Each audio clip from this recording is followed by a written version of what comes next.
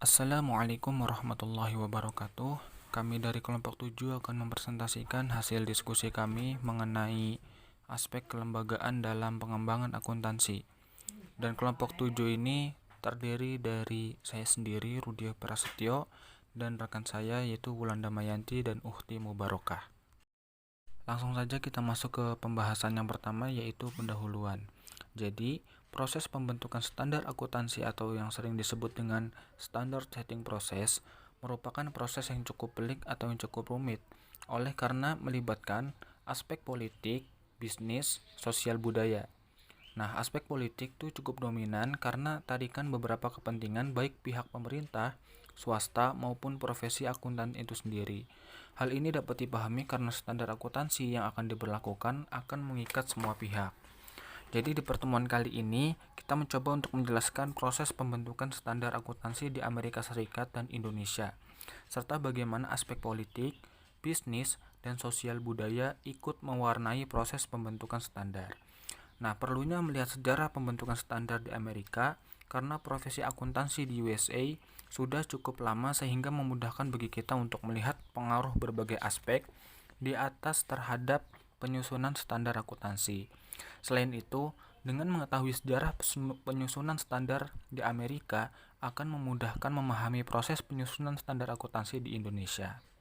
Hal ini disebabkan proses penyusunan standar akuntansi di Indonesia pada prinsipnya hanya mengadopsi standar akuntansi Amerika dan standar akuntansi internasional. Lalu selanjutnya yaitu perkembangan penyusunan standar akuntansi. Nah, tahap pertamanya yaitu tahap penyusunan standar akuntansi di Amerika. Nah, pengembangan standar akuntansi di Amerika ini dapat dibagi ke dalam 3 tahap, yaitu pertama tahap awal pembentukan, lalu periode setelah Perang Dunia, dan periode modern. Nah, periode sebelum tahun 1930, akuntansi di Amerika boleh dikatakan tidak diatur. Praktek dan prosedur akuntansi yang digunakan oleh dunia usaha umumnya dianggap rahasia. Satu perusahaan dengan perusahaan lainnya tidak saling mengetahui prosedur akuntansi yang digunakan. Sebagai akibatnya, terjadi ketidakseragaman dalam praktik akuntansi antar perusahaan, bahkan antara perusahaan dalam industri yang sama. Di samping itu, dengan makin meningkatnya para pemodal individual di pasar modal yang tidak diikuti dengan perkembangan laporan keuangan yang dibutuhkan oleh para pemodal atau investor, maka muncullah pertanyaan apakah praktik akuntansi dan pelaporan yang ada saat itu mampu digunakan sebagai alat untuk menilai investasi. Nah, masalah inilah yang memicu perlunya pengembangan standar akuntansi yang seragam. Lalu kita masuk ke periode pembentukan pada tahun 1930 sampai 1946. Sebagai akibat dari crash di pasar modal pada tahun 1929, di periode 930 sampai 1946 memiliki pengaruh signifikan di dalam praktik akuntansi di Amerika. Usaha pertama pengembang standar akuntansi dimulai dengan adanya persetujuan antara AICPA dan New York Stock Exchange untuk mengembangkan prinsip-prinsip akuntansi yang harus diikuti oleh perusahaan yang terdaftar di New York Stock Exchange. Nah, apa yang menjadi keprihatinan New York Stock Exchange tersebut yaitu adalah banyaknya perusahaan yang terdaftar di bursa menggunakan berbagai praktek akuntansi yang berbeda. Pada awalnya, AICPA berpendapat bahwa penyelesaian terbaik masalah ini adalah melalui dua pendekatan. Pendekatan pertama yaitu memberikan pendidikan kepada pemakai laporan akuntansi yang berkaitan dengan keterbatasan laporan keuangan, dan pendekatan kedua yaitu perbaikan pelaporan keuangan agar lebih informatif bagi para pemakai. Nah, hasil dari kerjasama ini adalah Five Board Accounting Principles. Nah, dokumen ini merupakan usaha formal untuk mengembangkan Generally Accepted Accounting Principles dan dimasukkan ke dalam Accounting Research Bulletin atau ARB nomor 43. Nah, lalu selanjutnya yaitu Komite Prosedur Akuntansi pada tahun 1936 sampai 1946. Nah, pada tahun 1933, AICPA membentuk komite khusus pengembangan prinsip akuntansi.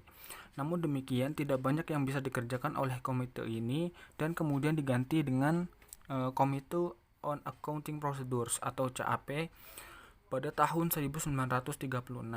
Anggota CAP yang bermula 7 anggota menjadi 21 anggota. Pada awalnya, CAP ingin mengembangkan prinsip-prinsip akuntansi yang komprehensif sebagai petunjuk umum pemecahan masalah praktek khusus.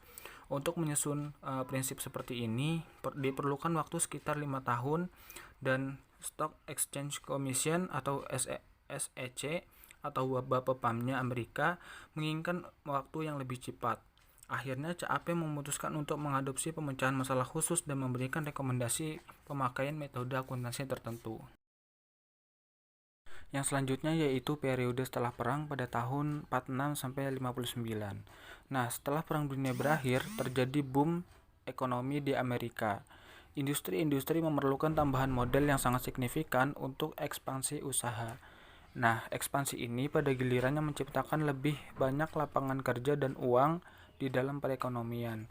Dengan pasar modal, industri mulai aktif menggait uang yang tersedia di masyarakat lewat go public.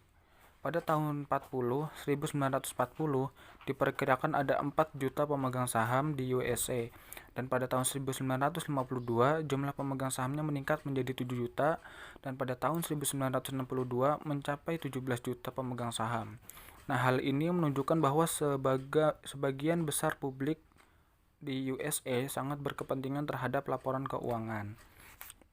Lalu yang kelima yaitu periode berakhirnya Committee on Accounting Procedure atau CAP.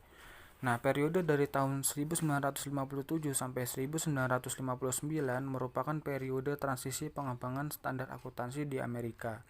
Kritik terhadap CAP makin meningkat, khususnya kritik yang mengecam CAP.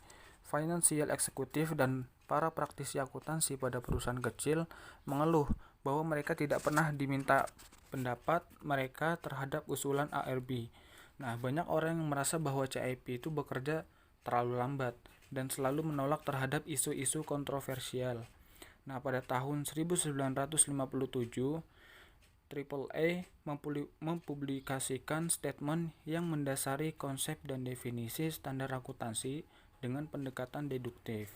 Dalam pertemuan tahunan AICPA tahun 1957 dibentuk Special Committee on Research Program. Nah, laporan dari komite ini menjadi cikal bakal didirikannya Accounting Principles Board atau APB dan Accounting Research Division. Nah, laporan itu menekankan perlunya riset untuk mengembangkan standar akuntansi. Nah, yang selanjutnya yaitu masuk ke periode modern pada tahun 1959 sampai 2002. Nah, dengan dibentuknya APB dan Accounting Research Division pada tahun 1959, mulailah pengembangan standar akuntansi yang dilakukan melalui riset terlebih dahulu. Divisi riset adalah lembaga otonom memiliki seorang direktur yang mempunyai otoritas untuk mempublikasikan hasil temuan staf riset yang berkaitan dengan pengembangan prinsip akuntansi. Divisi ini juga tidak bertanggung jawab langsung kepada Komite Teknikal AICPA. Untuk menetapkan topik riset, Direktur divisi akan berkonsultasi terlebih dahulu dengan AFP. Jika keduanya tidak ada persetujuan, maka APB berhak menentukan topik apa yang harus dilakukan riset oleh divisi. Hasil dari proyek penelitian ini nantinya akan dipublikasikan dalam bentuk Accounting Research Studies atau ARS. Awal dari keberadaan APB dipenuhi dengan rasa keraguan dan kegagalan. Hasil studi riset tidak diterima oleh profesi, khususnya kontroversi berkaitan dengan masalah investment tax credit. Ada dua alternatif perlakuan terhadap investment tax credit saat itu, yaitu yang pertama mengakui tax benefit pada saat diterima yang didesain dengan flow stroke method, dan yang kedua yaitu mengakui tax benefit selama umur aktiva yang disebut dengan deferred method. Nah, APB tidak merekomendasikan untuk melakukan penelitian berkaitan dengan hal ini, tetapi langsung menerbitkan APB Opinion nomor 2 yang mengakui deferred method. Nah, opini ini menimbulkan pertentangan dari 3 kantor akuntan besar yang memerintahkan kliennya untuk tidak perlu mengikuti pendapat APB. Akhirnya kritik-kritik lebih lanjut muncul terhadap APB dari tahun 1965 sampai 1967 yang berkaitan dengan kontroversi opini APB. Yang selanjutnya, laporan Komite Witt dan Trueblood. Nah, oleh karena kritik terhadap APB bermunculan terus-menerus, maka dalam bulan April pada tahun 1971, AICPA membentuk 2 grup studi, yaitu The Study Group on Establishment of Accounting Principles yang dipimpin oleh Francis M. Witt, mantan komisi SEC dan pengkritik terdepan profesi akuntansi. Dan grup lainnya adalah The Study Group on the Objectives of Financial Statement yang dipimpin oleh Robert M. Trueblood. Nah, rekomendasi dari komite ini antara lain pembentukan Financial Accounting Foundation, terus yang kedua pembentukan FASB, dan yang terakhir yaitu pembentukan Financial Accounting Standard Advisory Council. Mekanisme operasional FASB. Struktur FASB mengalami perubahan pada tahun 1977 dan modifikasi perubahan ini sebagai hasil rekomendasi dari Structure Committee of the Financial Accounting Foundation atau FAF.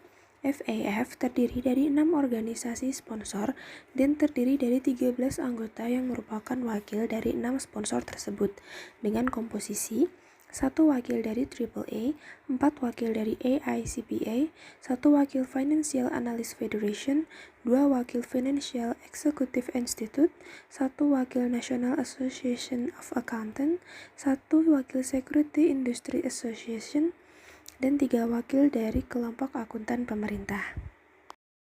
Tugas FAF adalah mengangkat Board of Trustee. Telah dikembangkan untuk mengakomodasi tambahan 2 anggota dari organisasi besar yang tidak termasuk dalam 6 organisasi sponsor, yaitu dari industri perbankan. Board of Trustee kemudian mengangkat anggota FASB dan mendanai kegiatan board serta berperan sebagai pengawas. Anggota FASB berjumlah 7 orang, masing-masing diangkat untuk waktu 5 tahun dan dapat menjabat maksimum selama 2 periode. Selama menjadi anggota FASB, mereka harus independen. Tidak boleh ada konflik interest antara anggota secara pribadi dengan public interest. Latar belakang yang harus dimiliki oleh seorang anggota FASB adalah pengetahuan akuntansi, finance, dan bisnis, serta memiliki perhatian serius terhadap kepentingan publik. Financial Accounting Standard Advisory Council diangkat oleh Board of Trustee dan memberikan nasihat kepada FASB berkaitan dengan rencana kerja dan rencana proyek, prioritas agenda, dan pengangkatan task force, serta isu-isu teknis lainnya. Prosedur penyusunan standar kemudian dilakukan dengan melakukan identifikasi masalah. Kemudian dibentuk task force untuk mengeksplorasi segala aspek dari masalah tadi. Hasil kajian ini berupa discussion memorandum yang mengidentifikasikan semua isu dan kemungkinan penyelesaiannya. Discussion memorandum ini disebarkan ke pihak-pihak yang berkepentingan. Kemudian FASB melaksanakan public hearing di mana semua pihak yang berkepentingan dapat memberikan pandangannya kepada Dewan. Setelah public hearing, diterbitkan exposure draft dari standar dan dimintakan pendapat secara tertulis kepada semua pihak yang berkepentingan. Setelah mempertimbangkan komentar tertulis, diterbitkan exposure draft baru atau final vote yang diambil oleh Dewan FASB. Diperlukan pendapat mayoritas dari anggota FASB, yaitu 4 anggota menyetujui agar dapat diterbitkan standar akuntansi final. Periode setelah skandal akuntansi, 2002 hingga sekarang. Era ini merupakan era yang mengagetkan dunia akuntansi. Berbagai kasus skandal bisnis dan accounting fraud yang terjadi di berbagai negara melibatkan perusahaan besar, menyadarkan badan berwenang untuk melakukan reformasi berkaitan dengan praktik akuntansi. Yang pertama, aturan dalam Sarbanes-Oxley Act tahun 2002. Dalam lingkup praktik akuntansi di Amerika, skandal akuntansi dimulai dari kasusnya Enron tahun 2001 dan diikuti WorldCom tahun 2002 dan perusahaan lainnya. Merupakan fenomena yang menarik yang menampar akuntan. Kasus tersebut mendorong pemerintah Amerika untuk melakukan reformasi praktik corporate governance dan praktik pelaporan keuangan. Sarbanes-Oxley Public Company Accounting Reform and Investor Protection Act atau SOX disetujui dan disahkan oleh US Congress pada tahun 2002. Dikeluarkannya undang-undang ini dipandang sebagai paket kebijakan reformasi yang paling penting di Amerika. Tujuan utama SOX adalah untuk melindungi kepentingan investor dengan cara memperbaiki akurasi dan reliabilitas disclosure sesuai dengan persyaratan perundang-undangan yang berlaku. Dengan tujuan meningkatkan kepercayaan investor, SOX mewajibkan CEO dan CFO perusahaan yang terdaftar di pasar modal secara hukum bertanggung jawab terhadap kebenaran laporan keuangan yang mereka tanda tangani. SOX juga menentukan dengan jelas peran akuntan publik dan audit komite dalam mekanisme corporate governance, persyaratan pelaporan keuangan, dan hukuman bagi yang tidak mematuhinya. Aturan yang terdapat dalam SOX tidak hanya mempengaruhi perusahaan Amerika dan perusahaan asing yang terdaftar di pasar modal Amerika, tetapi juga mempengaruhi regulator, akuntan publik, komite audit, pengacara, direktur perusahaan, dan para analisis. Salah satu implikasi SOX terhadap profesi akuntansi adalah bahwa auditor perusahaan yang terdaftar di pasar modal wajib mengeluarkan 3 opini. Opini yang pertama yaitu tentang kewajaran penyajian laporan keuangan, kemudian penilaian manajemen atas internal kontrol dalam pelaporan keuangan, dan opini yang ketiga adalah opini tentang penilaian auditor atas keefektifan internal kontrol dalam laporan keuangan. The Public Company Accounting Oversight Board. Atas dasar ketentuan yang terdapat dalam SOX di Amerika ini dibuatlah Public Company Accountability Oversight Board atau PCAOB. PCAOB ini merupakan organisasi nirlaba swasta yang terdiri dari 5 anggota dan maksimal 2 anggota diantaranya adalah anggota yang bersertifikat akuntan publik. Misi utamanya adalah melindungi kepentingan investor dan kepentingan publik dengan cara mengawasi auditor perusahaan publik dalam menyajikan laporan audit yang independen, jujur, dan informatif. SOX ini juga memberikan kewenangan kepada PCAOB untuk membuat aturan-aturan tentang pendaftaran atau perizinan dan pelaporan akuntan publik, standar audit dan standar profesional lainnya, serta inspeksi dan investigasi atas kegiatan kantor akuntan publik. Aturan ini yang dibuat ditujukan kepada akuntan publik. Selain itu, PCAOB juga mengeluarkan Auditing Standard nomor 2 dan menekankan arti penting Control Environment dan Anti-Fraud Program and Control bagi auditor yang menilai internal control yang digunakan dalam laporan keuangan. Standar akuntansi global. Masing-masing negara mempunyai organisasi berbeda yang bertanggung jawab untuk menentukan standar akuntansi pelaporan keuangan.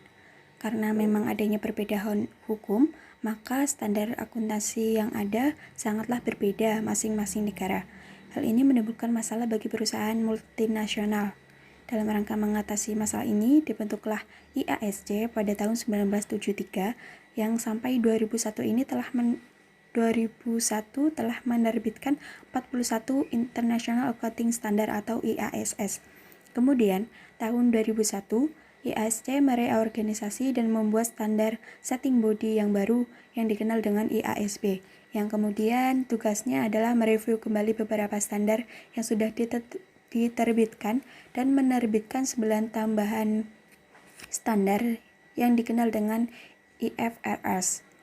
Yang pertama, the IASC Foundation yang beranggotakan 19 trustee, di mana 6 dari Amerika Serikat, 7 dari Eropa, 4 dari Asia Pasifik, dan 1 masing-masing dari Afrika dan Amerika Latin yang mereka berasal dari latar belakang fungsional dan yang berbeda.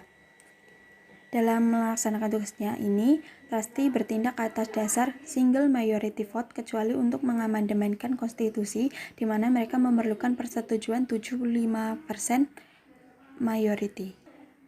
Yang kedua ada IASB atau International Accounting Standard Board yang mempunyai 14 anggota di mana 12 anggota full-time dan 2 anggota part-time. Anggota dewan ini harus memiliki keahlian teknis dan trustee harus memastikan bahwa dewan IASB ini tidak didominasi oleh kelompok tertentu atau kepentingan regional. 7 dari 14 anggota dewan IASB mempunyai tanggung jawab liaison yang secara langsung dari 1 atau lebih national standard setter. Ketiga ada IFRIC atau International Financial Report Interpretation Committee yang sampai 2002 ini dikenal dengan Standing Interpretation Committee. Di sini mereka memiliki 12 anggota yang diangkat trustee untuk periode tugas selama 3 tahun. Di sini anggotanya juga tidak mendapat gaji tetap, tetapi semua biaya yang dikeluarkan akan diganti. Draft atau final interpretasi disetujui oleh IFRIC ketika tidak ada lebih dari 3 anggota IFRIC yang menolak. Yang terakhir ada Standard Advisory Council atau SAC yang memiliki 49 anggota dan menyediakan suatu forum bagi organisasi atau individu yang mempunyai interest terhadap International Financial Reporting untuk berpartisipasi dalam proses standar setting. Anggotanya diangkat untuk 3 tahun dan memiliki latar belakang geografi dan fungsional yang berbeda. Ketua IASB ini juga sekaligus sebagai Ketua SAC yang mengadakan pertemuan 3 kali setahun. Sekian presentasi dari kelompok kami, kurang lebihnya mohon maaf. Wassalamualaikum warahmatullahi wabarakatuh.